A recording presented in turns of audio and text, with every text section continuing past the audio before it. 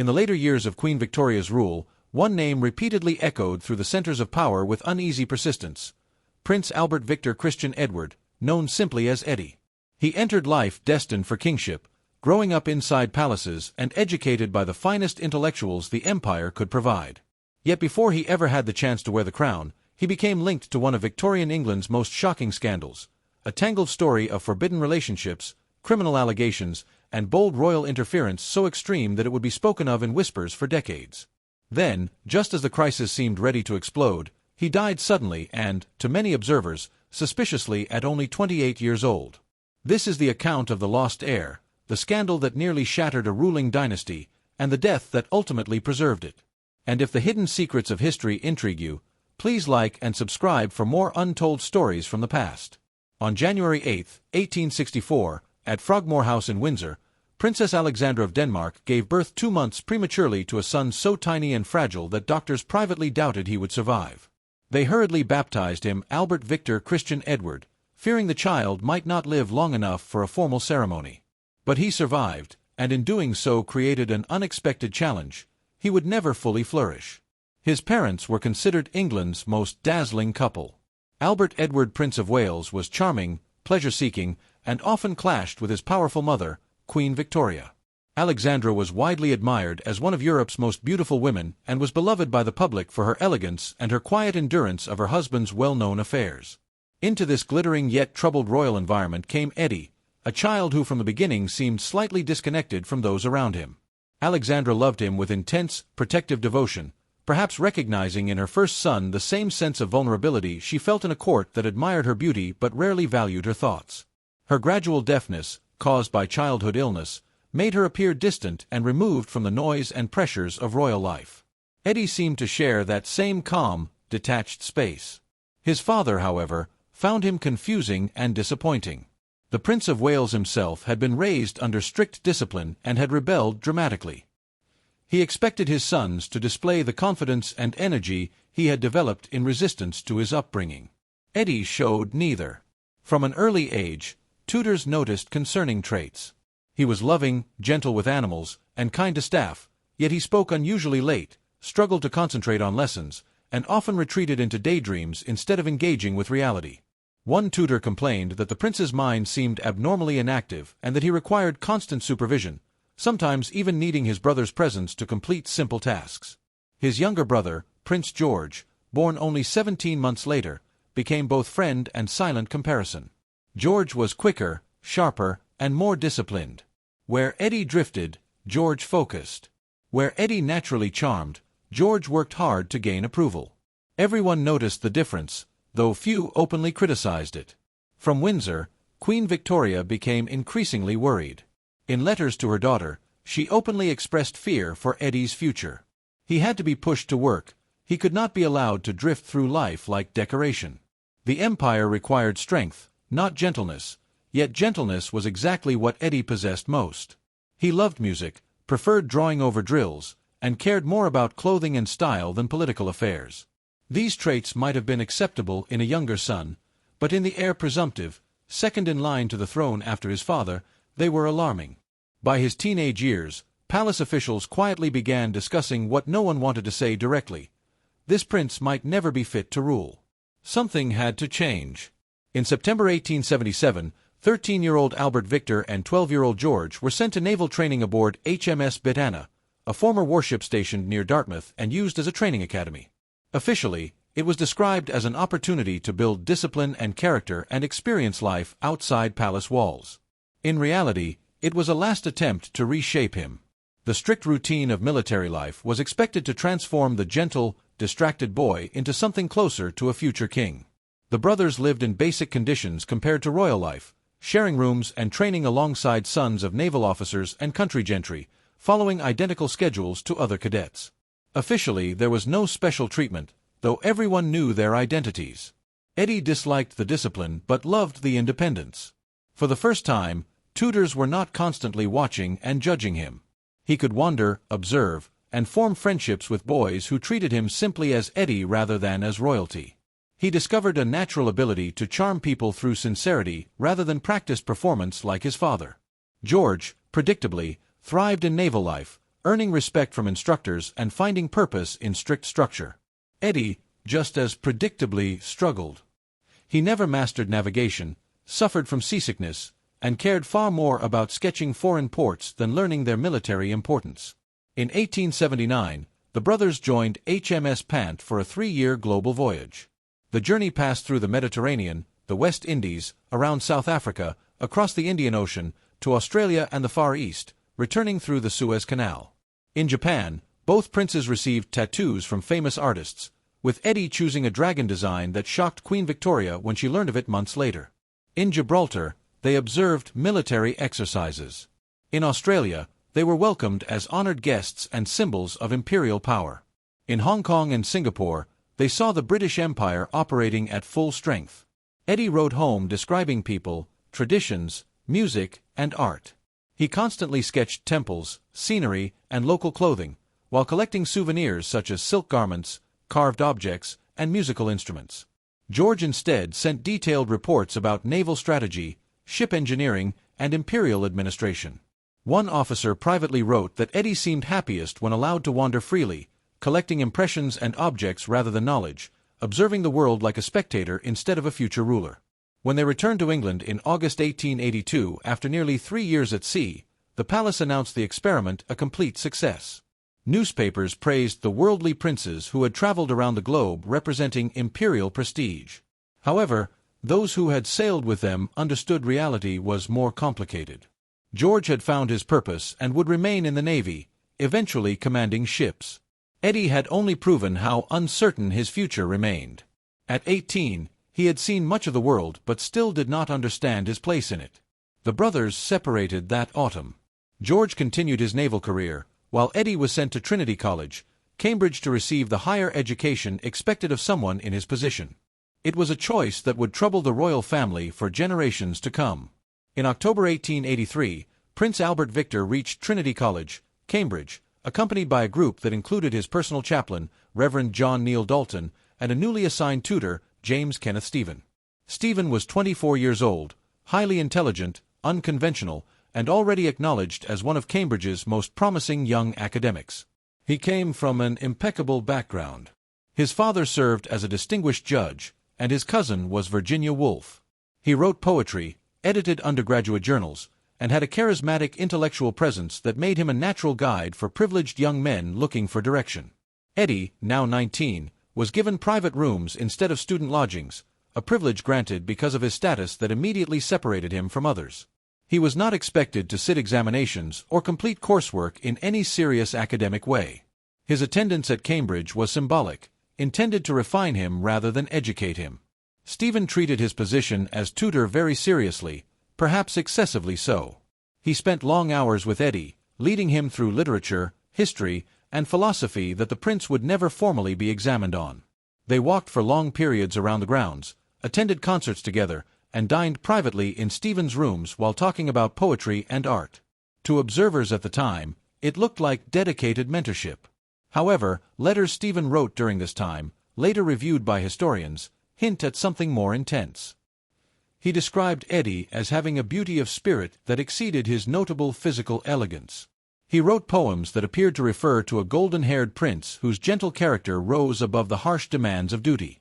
Whether these emotions were returned, or whether anything physical ever happened, remains unknown. Yet in Victorian England, even the implication of improper closeness between men was risky, and rumors began almost at once. Eddie appeared unaware of the attention. He skipped lectures, attended social gatherings hosted by dons known for artistic tastes, and became friendly with Oscar Browning, a controversial individual who held salons where attractive undergraduate men discussed literature and philosophy over wine and cigars.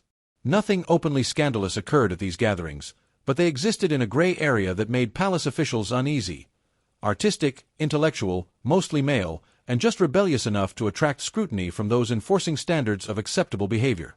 By his second year at Cambridge, Eddie had gained a reputation not for academic success but for charm, beauty, and a strangely captivating vagueness.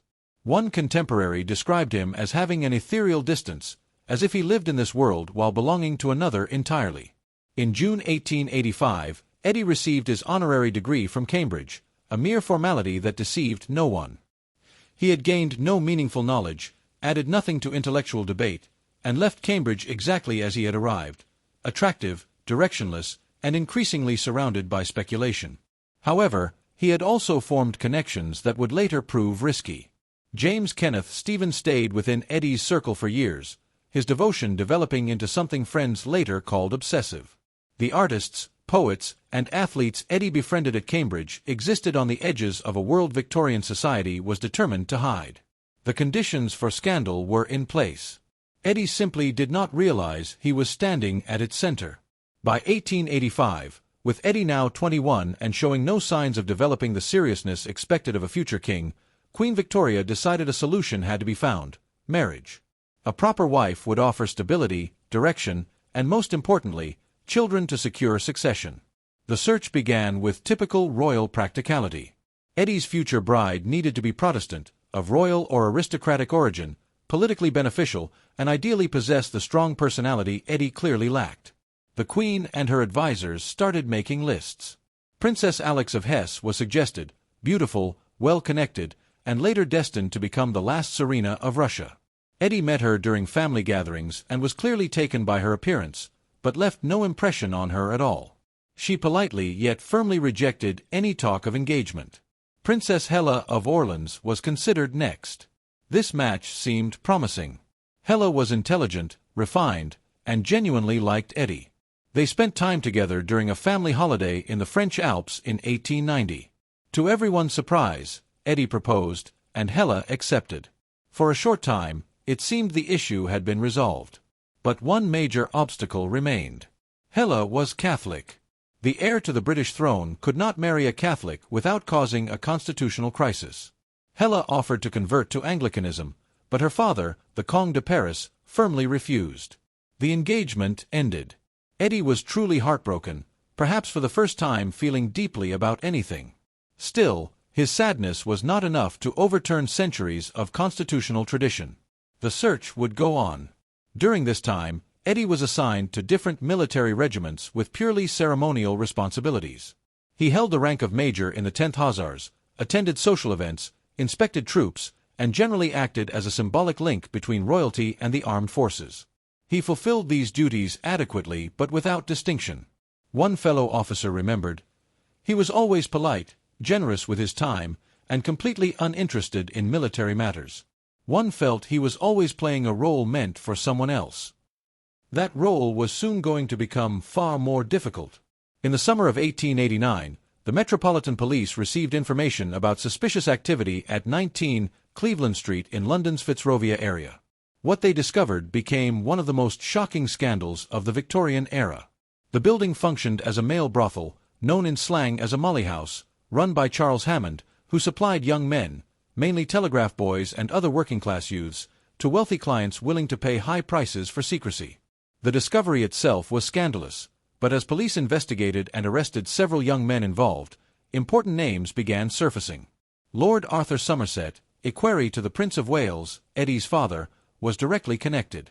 When questioned, Somerset's solicitor made subtle threats suggesting that if charges were pursued, his client might be forced to reveal names of people of even higher status.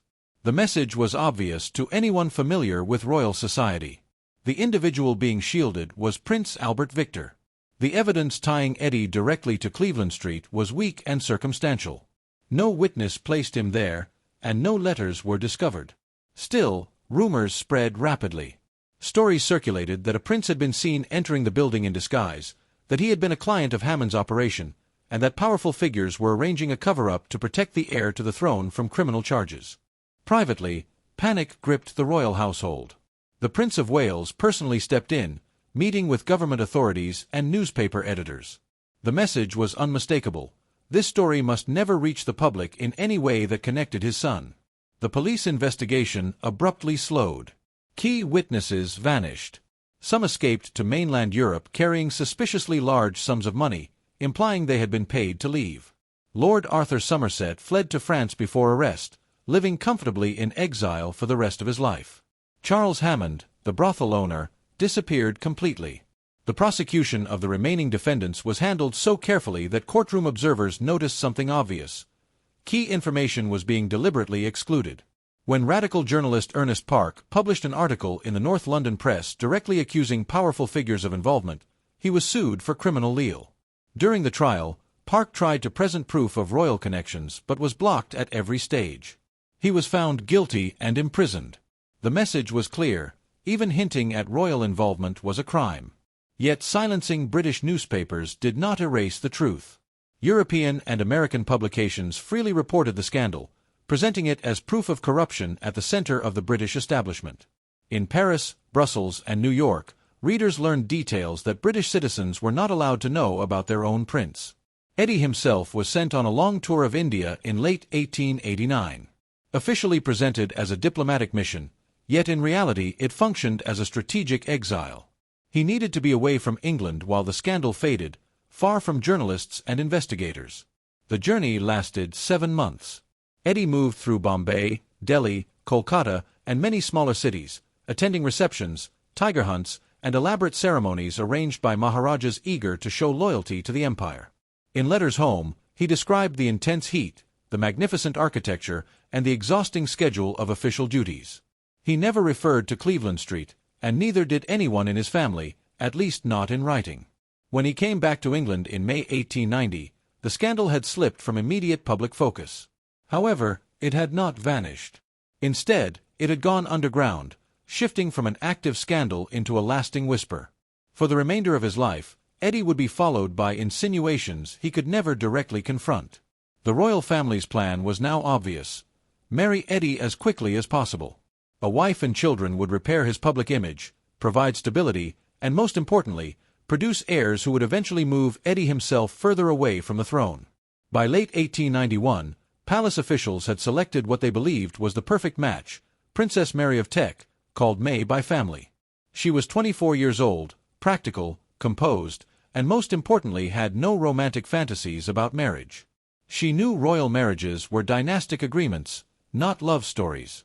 May came from a complicated background. Her father was the Duke of Teck, a minor German royal with little money. Her mother was Queen Victoria's first cousin, giving her flawless royal bloodlines but no wealth. The family lived in genteel near poverty, accepting grace and favor apartments and depending on royal relatives for financial help. For May, marrying Eddie would resolve her family's financial problems. For Eddie, May represented the stable, organized personality he had always lacked. She could manage his life, handle letters, supervise staff, and carry out the duties of a prince's consort that he found draining.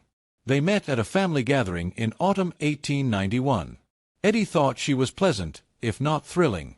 May considered him acceptable, not inspiring, but kind and unlikely to be demanding. Discussions moved forward with businesslike efficiency. By December 1891, an engagement appeared very likely.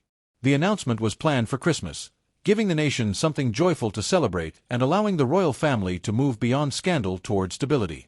Eddie seemed to accept his future, possibly even feeling relieved. Marriage would bring order, stop speculation about his character, and satisfy the family pressure that had followed him since childhood.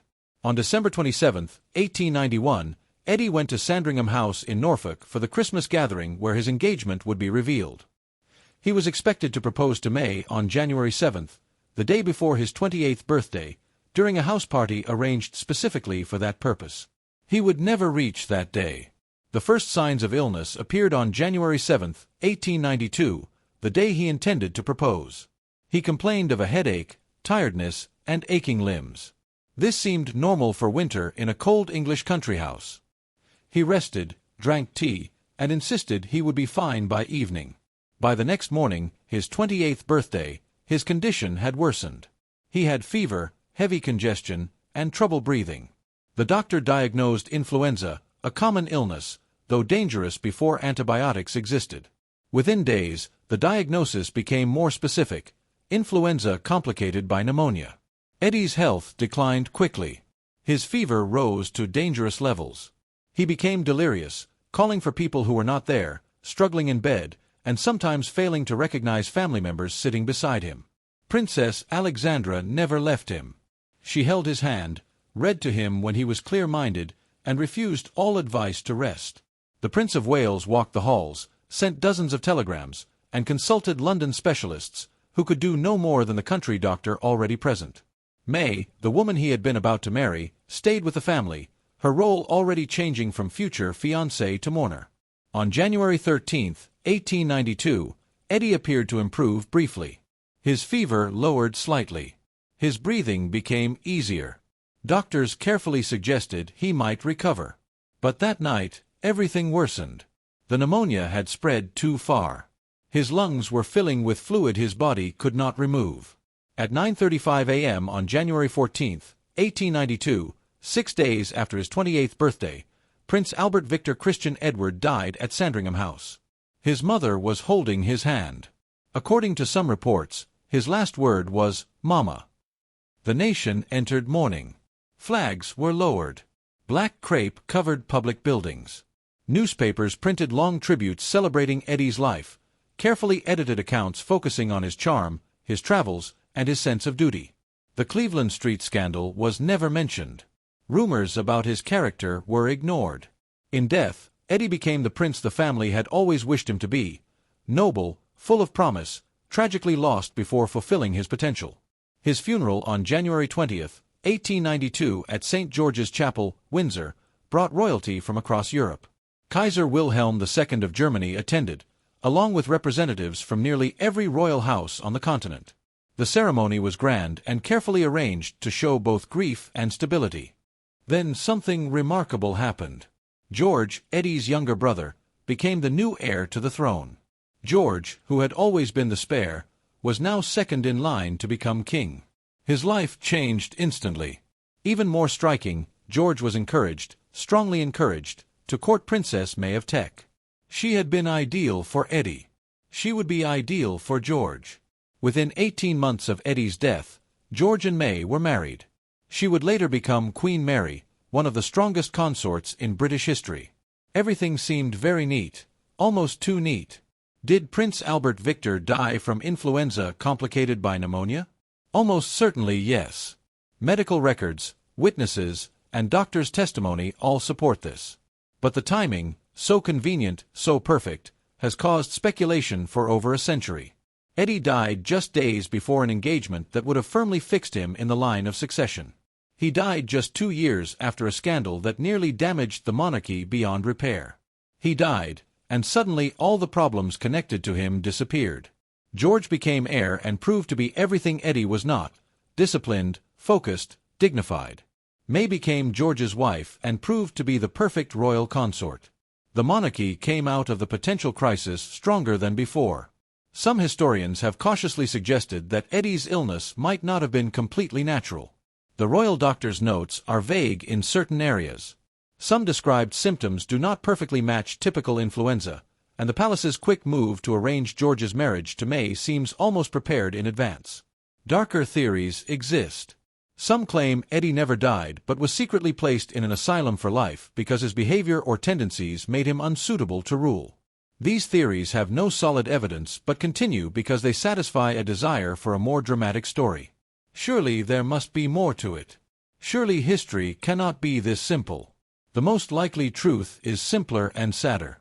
Eddie was a gentle, uncertain young man born into a role he was never prepared for. He was educated, trained, sent around the world, and pressured to become someone he was not. When scandal threatened to expose what palace officials already feared, that he was not suitable for kingship, fate intervened through a common illness. He died, the monarchy survived, and life continued. Today, Prince Albert Victor is mostly forgotten. In history books, he appears as a footnote, mainly because his death changed the line of succession. Most people know George V, who became king. Fewer realize George only became king because his older brother died young. The Cleveland Street scandal is remembered more than Eddie himself, and even then, he is often only briefly mentioned. The rumors about his character have been studied, debated, and placed in historical context but never fully proven or disproven. What remains is the image of a young man trapped between impossible expectations and his own personality, whatever that truly was. He was charming but unfocused, kind but weak, well-intentioned but ineffective. He loved beautiful objects and interesting people, preferred art over politics, and lacked the toughness expected of Victorian royalty. He might have been gay or bisexual, or simply gentle in a society that defined masculinity very narrowly. He might have had learning difficulties or simply thought differently.